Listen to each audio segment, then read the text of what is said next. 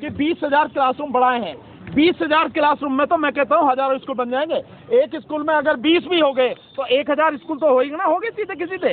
ये स्थिति, इसी से आप लगा सकते हैं कि झूठ बोलना। दूसरी बात जो मैं आपको बताना चाहता हूँ, अगर 4 लाख बच्चे आए हैं तो 50 स्कूलों को अन्य उन स्कूलों में मर्ज क्यों किया जा रहा, मतलब 50 स्कूलों को खत्म क्यों किया जा रहा है। इसी से आपको पता लग जाएगी कि वो केजरीवाल वाकई में कितना बड़ा महाठग है। छोटा ठग कहना भी मैं समझता हूँ बेकार ही है उसके लिए। ये चीजों को समझने की जरूरत है। इसलिए हम लोगों को बता रहे हैं कि जो भी आपसे कहा जा रहा है, जो आपको धोखा दिया जा रहा है, उस धोखे में आप न आए। शुरुआती समय में अरविंद केजरीवाल ने भी इसका मैं भी एक जवाब देना चाहूँगा। एक सवाल, देखिए ठगों की ठगी करने का तरीका क्या होता है। स्कूल कॉलेज बहुत सारे ठगों ने बनाए, जो ये पॉन्जी स्कीम्स करते हैं, ये सारी चीज़ें जो करते हैं, जो क्रिमिनल्स होते हैं ना, फाइनेंशियल क्राइम्स करने वाले, वो अपनी छवि सुधारने के लिए इस तरह की नाटक करते हैं, अच्छे कार्य करने की, सोशल वर्क करने का नाटक करते हैं, सारे ठग करते हैं। और इस ठग ने तो जो पैसे चुराए उसको तो अपने परिवार वालों के और अपने मित्रों के पास भेज दिए। ये तो सरकारी पैसा है ना, इस ठग ने अपनी जेब से कौन से पैसे खर्च किए हैं, ये सवाल का जवाब इससे पूछा जाए। क्या इसने अपने जेब से, अपने पिताजी की जेब से या अपनी माताजी की प्रॉपर्टी में से कोई पैसा खर्च करके एक स्कूल बनाया है या एक क्लासरूम बनाया है, या इस जनता और खास तौर पे एससी सब प्लान का पैसा चुराया है जो 50,000 करोड़ से ज़्यादा, उसमें से बनवाए हैं? ये सवाल का जवाब है। इससे अब पूछिए इस ठग से कि तूने अपने पास से कैसे, कौन से, अपने पिताजी के पास से, माताजी के पैसे से, या अपनी तनख्वाह से जो IRS में थे तुम, या जो IRS में रहते हुए रिश्वत ली थी, उस पैसे से कौन सा स्कूल बनवाया, ये पूछे। सर, आज आप लोगों ने यहाँ पे वोट की बात की, चुनाव की बात की, MCD का चुनाव आ रहा है और एक सर्वे आया है आज ABP न्यूज, उसमें कहा गया कि आम आदमी पार्टी 40%, बीजेपी जो है 42% वोट शेयर, तो पहले नंबर पे बीजेपी, दूसरे पे आम आदमी पार्टी। आप कहाँ आंक रहे हैं, तुमको चुनाव लड़ रहे हैं आप लोग? नहीं, देखिए, ये तो जो सर्वे आते हैं आपको मालूम है, सारे के सारे सर्वे प्रायोजित हैं और किसके द्वारा कराए जा रहे हैं और कौन है जिसके माध्यम से ये सर्वे कराए जा रहे हैं। ABP न्यूज किसका चैनल है, आपको सबको मालूम है, किसी को छुपा तो है नहीं है। और भी जो चैनल आते हैं वो जो सर्वे दिखाते हैं वो उन्हीं के प्रायोजित है, ताकि एक माहौल बनाया जाए, यार यही तो जीत रहे हैं। क्योंकि कुछ लोगों का जो वोट करने का जो ट्रेंड होता है वो तो अरे यार जो जीत रहा है उसी को दे दो, काहे को अपनी वोट खराब कर, ये लोगों का है। हालांकि ये तरीका बिल्कुल गलत है। आप व्यक्ति को समझिए, व्यक्ति के साथ में जो टीम है उनको देखिए, जो पार्टी है उसको देखिए, व्यक्ति की योग्यता देखिए। ऐसे ही नहीं कि हाँ भाई ये जीत रहा है। ये माहौल तो प्रचार के माध्यम से बनाया जा रहा है और प्रचार के माध्यम में ये दोनों ठग और इनकी पार्टियां नंबर 1 है, इसमें तो कहने वाली बात नहीं है। छींक भी आ जाए तो आपको देखेंगे कि केजरीवाल पूरी दिल्ली को जो है होर्डिंगों से पाट देता, आता नहीं होता। हर 15वें दिन में, 10 दिन में आप देखिए केजरीवाल का एक नया होर्डिंग आपको पूरी दिल्ली में दिखाई देगा। ठीक इसी तरह से, और सीखा कहां से है, वहीं से सीखा है, बड़े ठग से। क्योंकि बड़े ठग का जो है 4 करोड़ रुपया हर दिन का, प्रतिदिन की बात बता रहा हूं, सिर्फ उसके विज्ञापन में खर्च होता है। किसका पैसा? इनके बाप का पैसा है जिसे खर्च कर रहे हैं। ये सारा का सारा देश की जनता का, आप सबका पैसा है, टैक्स पेयर का पैसा है, जिसे ये लोग खर्च करते हैं। और वैसे भी ऑफिशियली जो प्रचार का, जो दिल्ली सरकार का ही बजट है 550 करोड़ रुपए सालाना का है। कहां से आता है ये पैसा?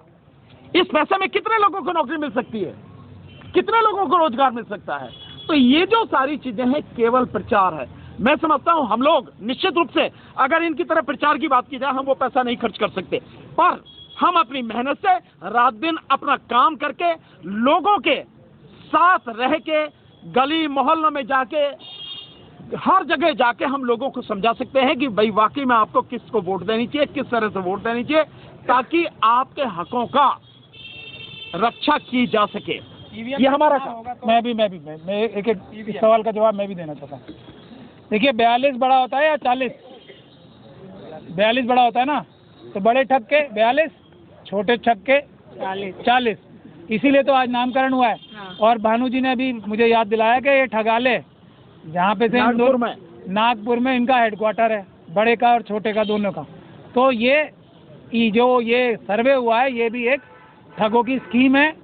हम जनता से, दिल्ली की जनता से ये आह्वान करते हैं कि अपना कैंडिडेट ढूंढो कोई, ये ठगों की पार्टियों में मत जाओ, अपना कैंडिडेट ढूंढो, किसी बड़ी पार्टी में जाने की जरूरत नहीं है। ये लोकल चुनाव है, अपना इंडिपेंडेंट कैंडिडेट जीतो, किसी छोटी पार्टी का कैंडिडेट ढूंढो जो आपके कब्जे में रहे, आपके काबू में रहे, आपके साथ न्याय करे।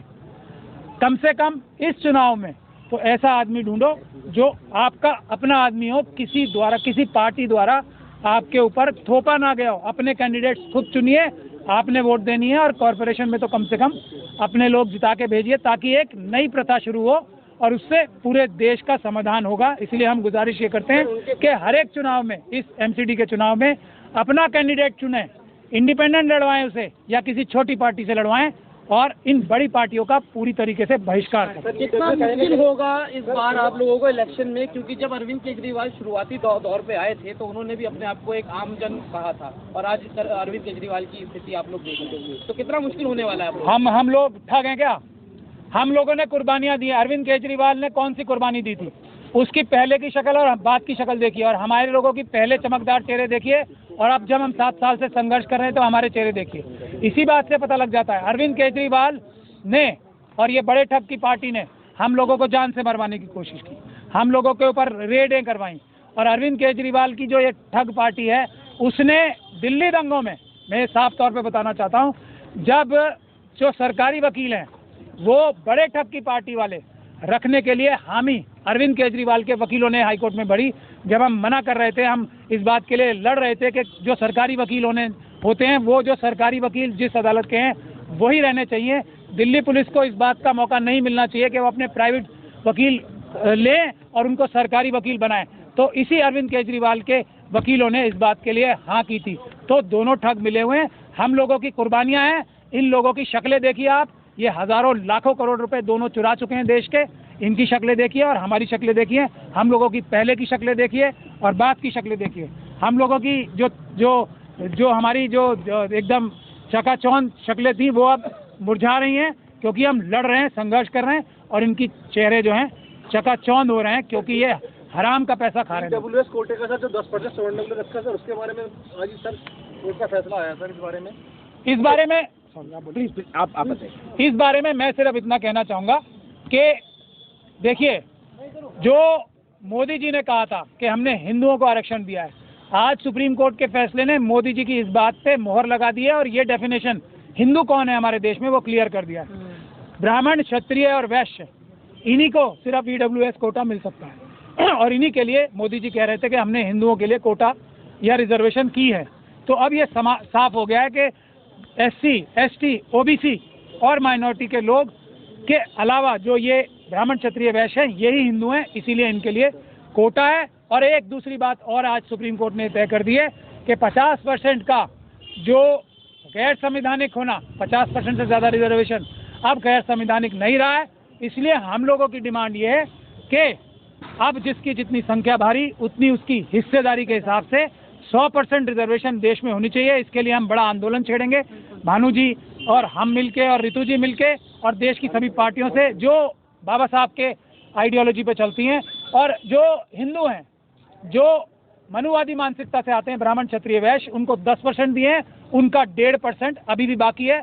हम लोग ये कहेंगे कि उनको 1.5% और दिया जाए, उसके अलावा कुछ नहीं। उसके अलावा उनको एक बूंद या एक जर्रा बराबर भी इससे ज़्यादा 11.5% से नहीं मिलना चाहिए, क्योंकि वो उनके अधिकार और हक से ज़्यादा है। दूसरा, मैं इस विषय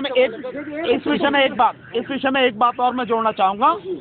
जो लोग ये समझते हैं या जो ये भ्रम फैलाया जा रहा है कि सब मोदी तो OBC है, इस फैसले के बाद इस बात पर पक्की मोहर लग गई है। मैं तो पहले से ही कहता हूँ, छटा हुआ बनिया है वो मोदी। वो उसने जो राजनीति का अपनी सत्ता का दुरुपयोग करके अपनी उस समाज को जो है OBC में डाल लिया, OBC कैटेगरी में। लेकिन इस फैसले के बाद, मोदी की ये कहने के बाद कि हमने हिंदुओं को दिया है, और इस फैसले के बाद मोहर लगने के बाद ये बात पक्की हो जाती है कि जिन लोगों के दिमाग में ये गलतफहमी है कि बड़ा ठग यानी मोदी, अगर लोग समझते हैं कि OBC है, वो OBC नहीं है, वो सवर्ण है, वो बनिया है, तुम्हें कुछ नहीं देगा, तुम्हें मूर्ख बना रहा है। 8 साल हो गए हैं, और कितनी देर तक बनना चाहोगे आपको तय करना है। और दूसरी बात, सरकार के साथ साथ हम बहुत पहले से कहते रहे हैं, अदालत भी आपको न्याय नहीं देगी। इस देश में न्याय किसी के लिए नहीं है, सिर्फ उन्हीं के लिए है जिनके हाथ में सत्ता थी, जिनके हाथ में सत्ता है, सिर्फ उन्हीं के लिए है न्याय, और वो सवर्णों के अलावा कोई नहीं है, बाकी किसी को देगी नहीं। ये फैसला इस बात को सिद्ध करता है। वही जो मैं महमूद पराचा साहब की बात को आगे बढ़ा करता हूं, जो सुप्रीम कोर्ट कल तक ये कहती थी कि 50% से ज्यादा आरक्षण नहीं होगा, अब 50% तो है ही, इसके साथ साथ में 10% और हो गया ये, यानी कि 50.5% तो पहले ही पक्का कर रखा था सवर्णों के लिए, ब्राह्मण, बनिया और ठाकुरों के यानी क्षत्रियों के लिए, अब ये 10% और हो गया। मतलब सीधा सीधा जिनकी आबादी इस देश में 11.5-12% या ज्यादा से ज्यादा 15% मान लो, उनके पास में जो आज की तारीख में रिजर्व है, जो रिजर्व कोटा है, वो 60.5% है। इससे बड़ा अन्याय, इससे बड़ी बेईमानी क्या हो सकती है, इस बात को आप सब सोच सकते हैं। सर ऐसी मजबूरी है, बताइए सर। एससी ओबीसी अगर उसे जिंदा रहना है तो उसे संघर्ष करना पड़ेगा, उसे बाबा साहब के बताए हुए रास्ते पर चलना पड़ेगा, समझना पड़ेगा। बहुजन नेता जो हैं वो क्या शून्य हो गए? नहीं, बहुजन नेता तो अभी भी है, लेकिन समाज नहीं समझ पा रहा कि बहुजन नेता कौन है। केवल राजनीति में रहने वाले लोगों को, या जिनका प्रचार होता है, या जिनका प्रचार किया जाता है, या जिनको ये सवर्ण लोग थोपते हैं कि तुम्हारे नेता यही है बहुजन के, आप उन्हें बहुजन समाज उनको नेता समझता। हाँ, निश्चित रूप से, जैसे मोदी जी का एग्जाम्पल है कि कहा गया भाई वो भी ओबीसी है, अब कैसा ओबीसी है आपके सबके सामने आ गया। तो समाज को समझना पड़ेगा कि उसका असली नेता कौन है, कौन उनके लिए लड़ रहा है ईमानदारी से, कौन इस काबिल है, और कौन उन्हें उनका हक दिला सकता है। अल्पसंख्यक और बहुजन जो वकील हैं, इनकी अभी आंखें क्यों खुली? पहले से क्या सो रहे थे? नहीं, इनकी आंखें बहुत पहले से खुली हुई हैं। अफसोस समाज इस बात को नहीं समझ पा रहा, इनकी आंखें बहुत पहले से। मैं आपको बताता हूँ बहुत अच्छी तरह से, सीए एनआरसी के आंदोलन में हमने जगह जगह जाके, दिल्ली में शायद 1-2 जगह मुश्किल से रही हुई, वरना जहां जहां भी 25-26 जगह आंदोलन चल रहा था, मैं व्यक्तिगत रूप से वहां पर गया आंदोलन को संबोधित करने। जहां भी मैं गया, मैंने अपना फोन नंबर न केवल अनाउंस किया मोबाइल फोन उससे, माइक से, बल्कि मैंने अपना कार्ड भी दिया। लेकिन जब कोई बात होती है तब आपको हमारा नंबर याद नहीं आता, तब आपको हम याद नहीं आते, तब आपको दलाल याद आते हैं, तब आपको पुलिस द्वारा बताए गए लोग याद आते हैं, तब समाज को धोखा देने वाले जो आपके बीच के नेता हैं उनके बताए हुए लोग आपको याद आते हैं, तब नहीं आता। तो गलती किसकी है इसमें? हमारी गलती नहीं है, गलती है समाज की, जो समझ नहीं पा रहा कि उसकी लड़ाई लड़ने वाले असली लोग कौन हैं, असली नेता कौन है। अगर समझेगा तो निश्चित रूप से लड़ाई न केवल मजबूती से लड़ी जाएगी बल्कि जीती भी जाएगी। समाज को समझने की जरूरत है। हम केवल बता सकते हैं, हर चीज बता रहे हैं, ऐसा तो कुछ भी नहीं है जो छुपा रहे हो। एक एक नेता की, ये जो भी हैं, जो ठग हैं, इनकी एक एक बात अच्छी तरह से बताई, समझाई, लोगों को कानूनी रूप से बताई, समझाई, कानून समझाया। आज वही सारी चीजें हो रही हैं। मैंने मार्च के महीने में कहा था, जब 2021 में, और रुद्रपुर में वो थी मीटिंग, बहुत बड़ी मीटिंग थी, मैंने कहा था कि सरकार की इतनी औकात नहीं है कि कृषि कानून वापस न ले, उसे वापस लेने ही पड़ेंगे। इन्हीं भाषा में कहा था, इसी लहजे में कहा था, और आखिरकार मोदी सरकार ने वो वापस लिए। हम तो हर बात बता रहे हैं, हर बात समझाने की कोशिश कर रहे हैं, समझना तो आपको है ना भाई। भगवान बुद्ध से भी पूछा, एक बहुत बढ़िया बात है, मैं इसे 2 मिनट में खत्म करना चाहूंगा।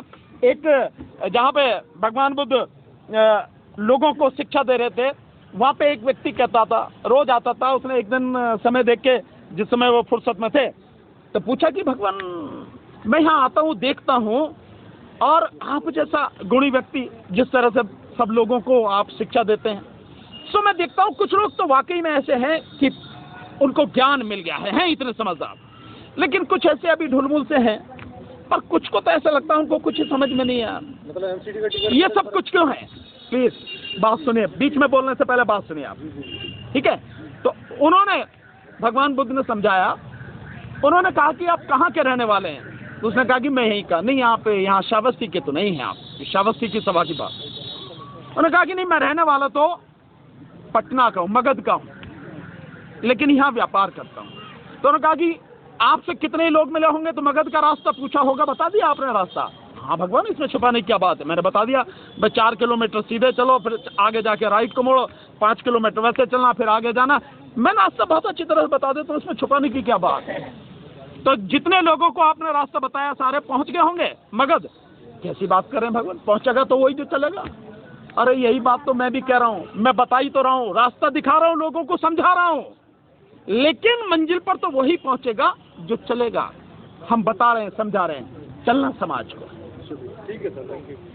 सर एक सवाल था मेरा कि अभी से मतलब कि मुल्क के तहत में बड़ा ठग और छोटे ठग की बात की गई, और वहीं पे मतलब डीसी कपिल जी ने ये भी बोला कि 2 दिन के बाद कुछ बड़ा होने वाला है। तो क्या लगता है कि वो राजनीतिक पार्टी में कुछ ऐसा करने वाले हैं? 2 दिन रुकिए, करने वाले हैं? 2 दिन 2 दिन रुक जाइए, विगत 2 दिन नहीं रुकिए। 2 दिन रुक जाइए ना, इसमें इतनी जल्दीबाजी क्या है, परेशान होने की बात। अभी तो नॉमिनेशन भी 14 तारीख तक होने हैं।